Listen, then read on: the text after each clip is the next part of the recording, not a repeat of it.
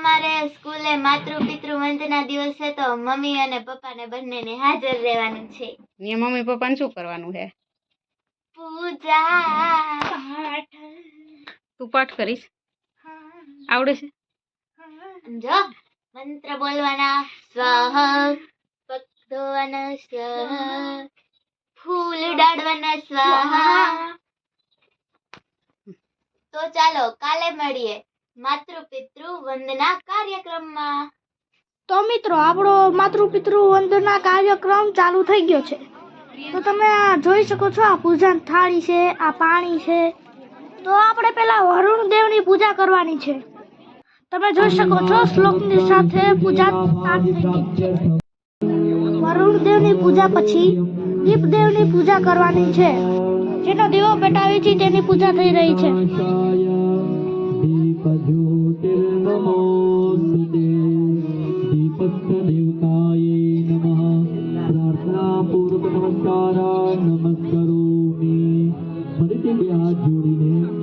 સૂર્યનારાયણ ભગવાનને વંદન કરીએ કે હે સૂર્યનારાયણ ભગવાન, તમારા જેવું તેજ આત્મવિશ્વાસ અમને ખૂબ આપજો. નમસ્કાર લખ્યું છે કે નમસ્કાર પ્રિય ભાનુ.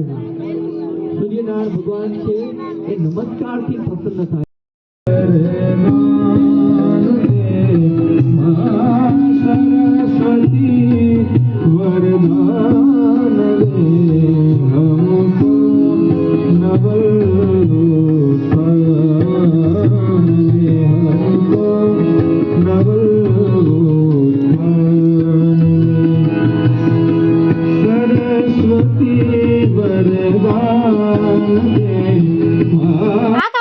મમ્મી તો આવી છે પણ પપ્પા નથી આવ્યા.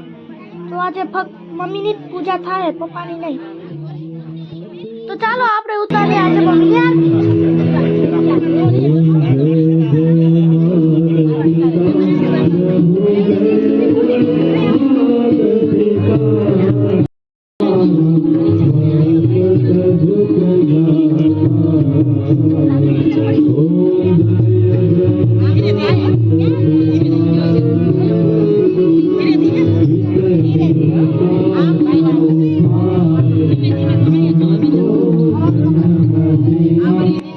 આરતીનો કાર્યક્રમ પૂર્ણ થયા પછી આપણે શપથ લેવાના છીએ.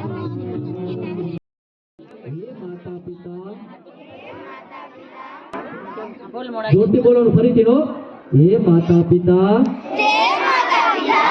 તમે મને જન્મ આપી ભગવાનની બનાવેલી આ અદ્ભુત સૃષ્ટિના દર્શન કરાવ્યા. તમારા આ મહાન ઉપકારને હું ક્યારેય નહીં ભૂલું. તમોએ મારા સુખ માટે તમારા સુખનો ત્યાગ કર્યો. જગતમાં તમારાથી વધારે હિતકારી મારું કોઈ નથી.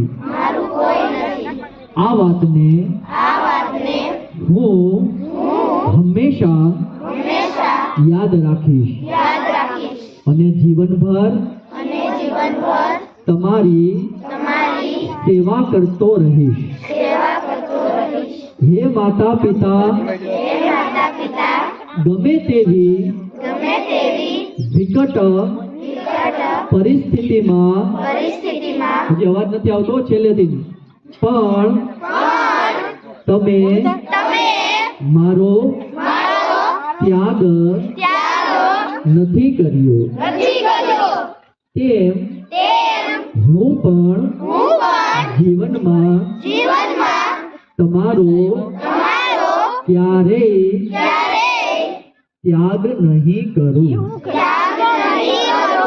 આપણા પરિવાર કે પૂર્વજોની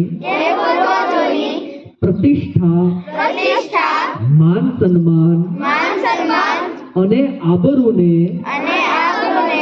ઠેસ પહોંચે એવું કોઈ કામ નહીં કરું હે માતા પિતા હું ક્યારેય પણ ગુટકા તંબાકુ વગેરે વ્યસન ક્યારેય નહીં કરું અને માતા પિતા પાસે બાળકોને વચન આપે હું નહીં કરું